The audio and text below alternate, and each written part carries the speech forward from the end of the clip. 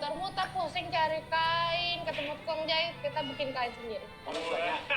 Jelek, jelek. Sus, itu penganiayaan kecil, Sus.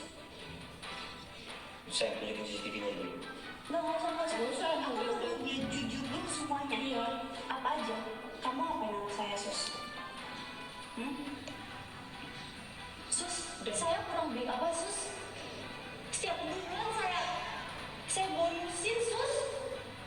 Bisa-bisanya ngomong ke orang enak ya, jadi gue dibonusin sama orang tuanya, tapi gue pukulin anaknya.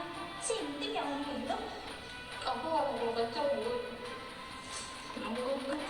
Tapi main handphone di depan anak aja nggak boleh loh. Ini kok emaknya sendiri aja nggak kayak gitu. Ya itu. Ya saya agak dorong kayak gitu. Dorong. Iya, kenapa didorong saya? Sus tahu nggak? Cara saya mendidik anak saya aja, saya ngelempar barang, ngebanting apa semuanya, saya bilang it's okay, Victory. Kok bisa didorong?